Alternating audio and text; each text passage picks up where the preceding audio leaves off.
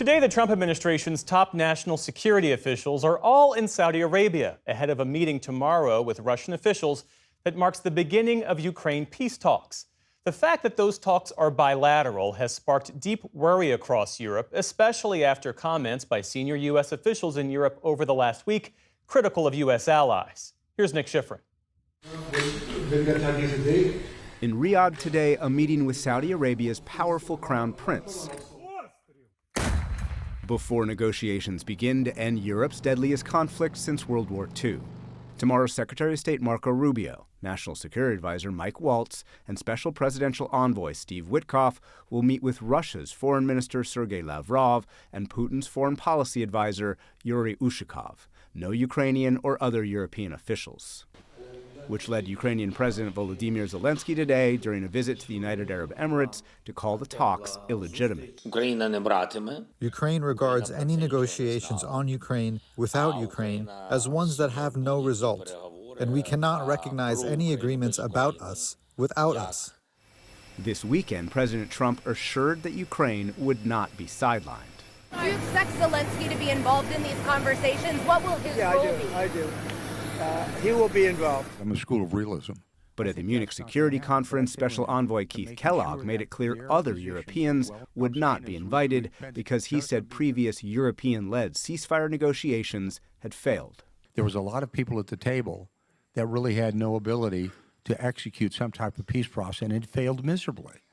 So we're not going to go down that path. Today, Kellogg briefed NATO about what he called partnership with Europe on ending the war.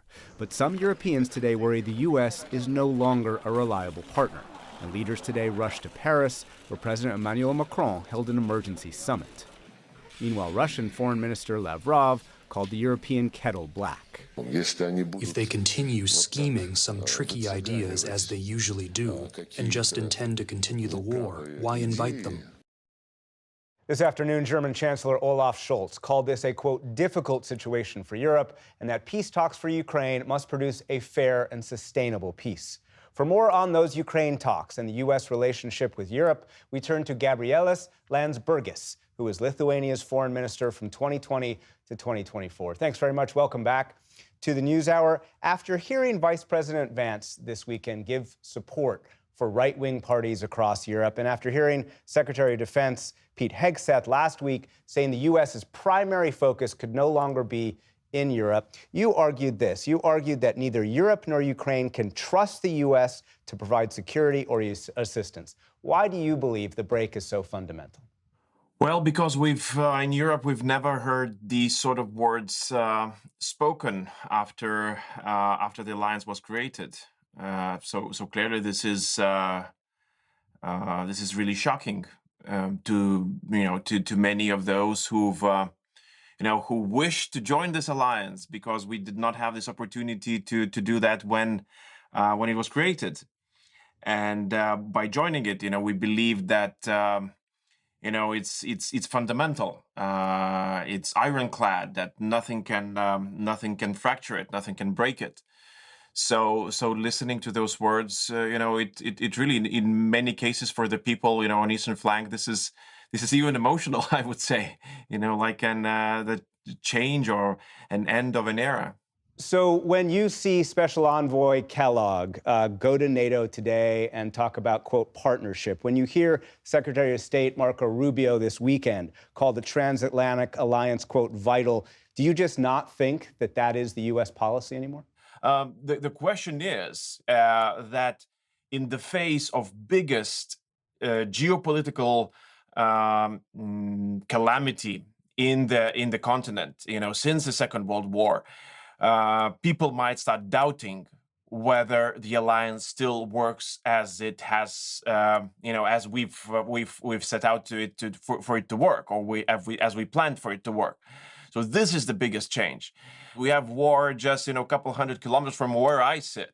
And, it's if there's anything that I would like to do is to reassure people of Lithuania that, that U.S. has our back, that NATO is strong, and nothing has changed. But the questions are there.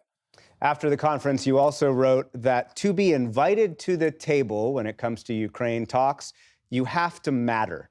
And then you suggest Europe can build its own table. How? Well, look, I mean, I've heard, ministers and the European leaders asking United States not to forget Europe, invite us to the table. And, for me, it just, it just sounds sad. We shouldn't be asking this, right? We are a continent of 450 million people, enormous economy, enormous economical power and financial power. Clearly, just, we've been asleep for a very long time. And if there is a time to wake up, so it is now. We wake up. We start financing our defense, where we can start financing Ukraine, and then we build the table. We support Ukraine, but we would say that, look, yeah, the times might change. The alliances change, but we have your back, and I have full confidence that Europe is able to say that. The only thing that is lacking, or could be lacking, is political will. But with all due respect, European leaders, including yourself, even French President Emmanuel Macron, have been screaming from the rooftops that Europe has to take this more seriously, that Europe has to do more. Why do you believe that this moment could prove any different than these previous attempts? Indeed, it is one of the last calls, to wake up. If this doesn't wake up, well, somebody might declare that the patient is actually dead. One has to be worthy for its own freedom. So it is indeed a very dark, potentially a very dark hour for Europe, because the consequences of us sleeping through what is happening now could be detrimental. Clearly, in Munich, it was seen that that China is very much interested in everything that's happening in Europe.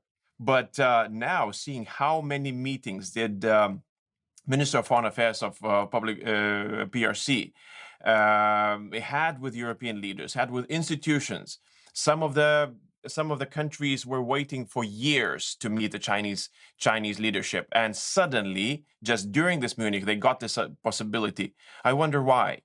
Because they see the fractures in transatlantic union, and they want to drive the wedge even further. And they can emerge an actual winner from this war.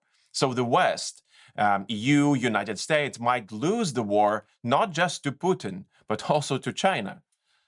Gabrielas Lamburgis, thank you very much. Thank you.